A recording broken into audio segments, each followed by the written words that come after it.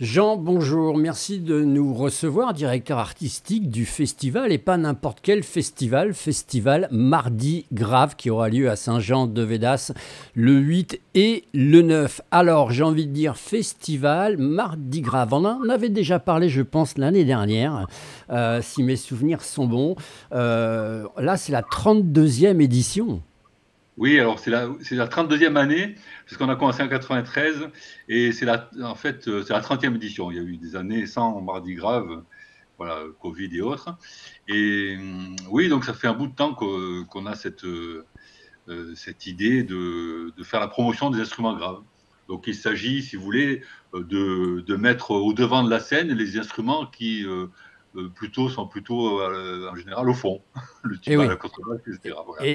Et oui, j'ai envie de dire, c'est le week-end incontournable aux sonorités graves. C'est vrai que ces instruments-là, on les entend généralement à plein de concerts, et effectivement, ils sont mis derrière parce que il y a peut-être des gens qui se disent, mais on n'est pas capable de faire un concert avec des instruments que graves. Donc là, preuve est faite que si. Oui, oui, oui. Bon, alors, si vous voulez, il y a des conditions pour ça, hein. C'est-à-dire que il faut réunir des grands maîtres, des virtuoses, des- voilà, un petit peu des exceptions, hein, mais c'est le cas. C'est-à-dire que depuis plus de 30 ans, voilà, on a la chance que ces grands musiciens aient continué à vouloir venir se rencontrer et montrer à tout ce public que ces instruments-là sont capables de tout finalement, et dans tous les styles de musique.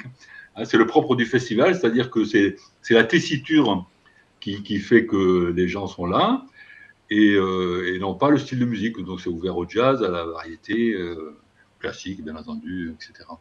Alors, si les gens ils se disent, bah, tiens, ça peut être sympa, effectivement, de découvrir tous ces instruments, comme on voit sur l'affiche avec ces immenses contrebasses. Alors, c'est vrai que l'instrument de la contrebasse, par exemple, il est impressionnant parce qu'il est magnifique, il est grand, il est énormissime. C'est un instrument qui impose, et c'est vrai que cet instrument-là, on l'entend souvent en jazz, Oui. mais pas trop en classique, c'est normal. Oui, ben, un classique, il est beaucoup utilisé quand même, hein, dans l'orchestre.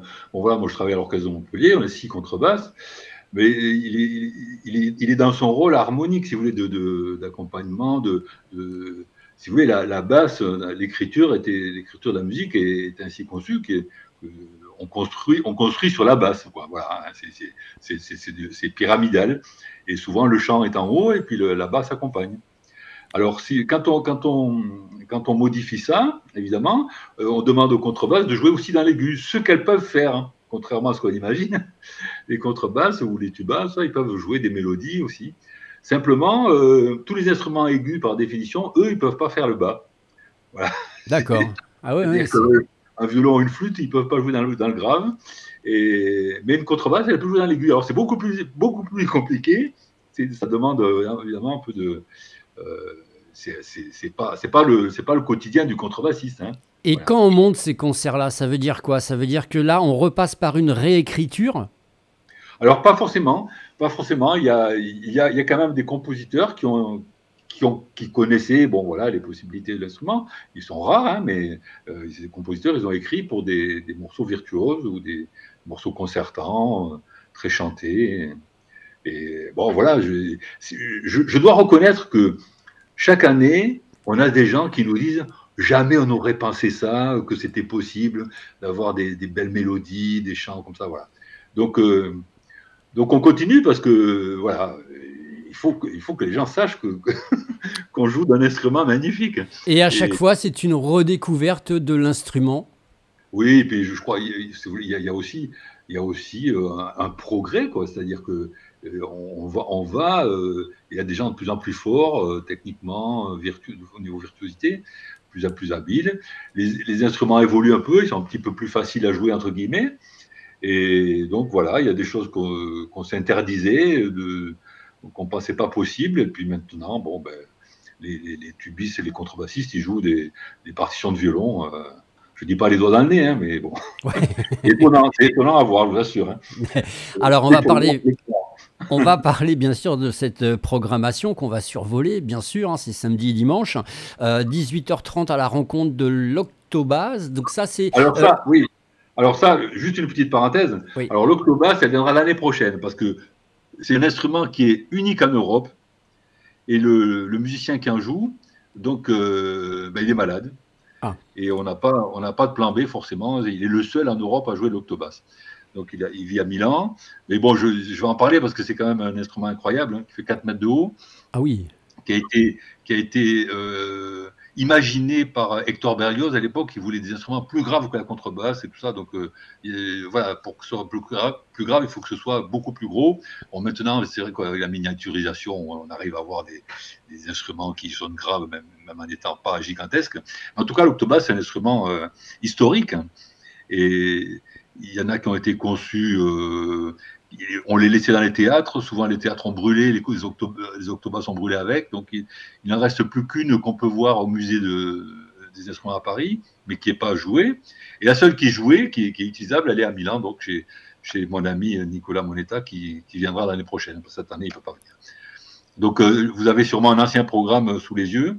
Ah ben moi j'ai le programme que j'ai été voir sur montpelliertourisme.fr dans l'agenda. Donc ok, il n'y aura pas donc cette rencontre-là à 18h30, mais il y aura quand même le concert à 20h. Voilà. Alors oui, alors à la place de 18h30, donc il y a un concert de jazz à 18h30. D'accord. Voilà. Et ensuite à 20h, évidemment, il y a le grand concert avec tous les... Voilà, ça n'a pas changé. Ouais. Ça n'a pas changé. Et puis dimanche, il y a là aussi un petit concert. Dimanche aussi. Voilà, dimanche, bon, alors dans le week-end, il y a des masterclass, il y a des choses qui sont ouvertes à tout le monde. Il y a aussi la découverte du serpent. Le serpent, c'est l'ancêtre du tuba. C'est un instrument qui a une forme de serpent, qui est très intéressant à découvrir. Il y a une causerie à 15h samedi aussi, je pense que c'est très intéressant de découvrir Maurice Ravel, parce que c'est l'année Ravel cette année. Voilà. Le 7 mars prochain, il aura eu 150 ans. Et bon, Maurice Ravel, c'est un compositeur incontournable, c'est vraiment une gloire française. Et il y a Claude-Henri Joubert, qui est un musicien, compositeur notoire, qui va faire une causerie sur Maurice Ravel. Ça, j'invite les gens à venir découvrir ce compositeur incroyable. Donc voilà, il est à l'honneur cette année. C'est pour ça qu'on a mis sur l'affiche, c'est Boléro. C'est un calembour. Voilà, bon, c'était facile, mais bon, en même temps, ça fait rire, c'est bien. Et puis, voilà. Alors ça, c'est pour samedi. On va passer à dimanche, si tu veux bien. Ouais, alors dimanche, bon, voilà, c'est la suite. Donc, il y a le concert à 16h, le grand concert du dimanche, qui réunit les professeurs et les stagiaires. Donc, cette année, on aura une quarantaine de stagiaires contrebassistes et un peu moins une trentaine de stagiaires tubistes. Ça fait beaucoup de monde. Voilà, donc c'est le côté pédagogique qui est très attachant parce que je trouve que c'est chouette. Il n'y a pas beaucoup d'enfants qui se disent tiens, je vais jouer du tuba ou tiens, je vais jouer de la contrebasse. Oui. Et donc on leur permet de se retrouver. Et il y en a qui viennent de loin. On a toujours des gens qui viennent d'un peu partout en France, des étudiants qui viennent travailler avec ces grands professeurs parce que, comme je vous disais au début, on réunit là vraiment des grands maîtres de la contrebasse et du tuba. Donc c'est un peu le rendez-vous. Et c'est franchement même les gens qui s'intéressent pas à la musique, moi je les invite à venir voir, ne serait-ce que voir comme c'est beau de voir tous ces enfants avec des petits tubas, des contrebasses, des espèces de rendez-vous très sympa. Voilà. Et après de les écouter et de voir que le plaisir que peuvent avoir des enfants de travailler un week-end et puis d'avoir la restitution d'un concert et voilà. Et je crois que ça, c'est tellement fondamental pour les enfants de réussir quelque chose. Ils ont la certitude quasiment de faire un beau concert parce qu'ils sont il y a les profs qui jouent avec eux. Voilà, Et oui, c'est magnifique. Alors, si les gens veulent venir voir tout ça ce week-end, samedi et dimanche. C'est gratuit, dimanche. Alors, dimanche, c'est gratuit, mais c'est bien de réserver les places sur Internet. C'est mardigrave.org. Vous allez sur le site, vous pouvez réserver vos places gratuites pour le dimanche. Pour le samedi 18h30, c'est pareil, c'est gratuit. Et pour le samedi soir, le grand concert, c'est 15 €, 10 € pour les adhérents. Franchement, bon, c'est... Oui, non, mais c'est bien. C'est bien. Ouais, non, mais ce qui est super sympa, c'est qu'il y a des concerts aussi gratuits. Donc, c'est ça qui est génial. C'est absolument génial. Oui, oui, oui, on peut quand même, et puis venir voir, on peut assister aux masterclass et aux conférences et tout ça. Eh bien ça c'est super, c'est une bonne nouvelle. Et puis ça, je l'ai dit, ça va se passer à Saint-Jean-de-Védas, mais où Voilà. Au exactement? domaine du Terral, c'est au domaine du Terral, donc les concerts sont dans le Chez. Le domaine réunit à la fois il y a des salles qui sont réservées pour les stagiaires, pour les conférences, etc. Et puis le concert sont au Chez. Tout est attenant, hein, tout est sur place. Voilà. Bon, Il y aura un food truck pour ceux qui ont faim et qui veulent se restaurer. Voilà. On est sûr de passer un bon moment. eh ben écoute, en tout cas le message il est passé, c'est le petit coup de cœur, le festival Mardi Gras sur HTV bien sûr, mise à l'honneur, c'est ce week-end le 8 et le 9 et effectivement si la météo s'il pleut par exemple pour vous ça change rien puisque vous êtes en intérieur. Oui, on sera à l'intérieur, bien sûr, oui. Oui, oui, oui. Bon, on n'a jamais eu vraiment de très mauvais temps. Bon, ici, quand il pleut, bon, il peut pleuvoir beaucoup, mais ça ne Ouais. dure pas. Bon, mais Bon, bon, eh bien, écoute, Jean, en tout on cas, c'est espère qu'il parfait. Le pourra. message, il Ouais. est passé. Je vous rappelle que Merci beaucoup. vous pouvez faire gagner un reportage avec une équipe de télé qui se rendra directement sur place ce week-end.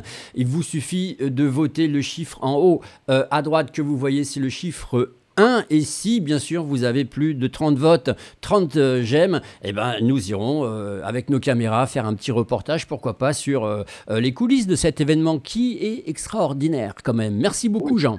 unique. Merci à vous, hein. Au revoir.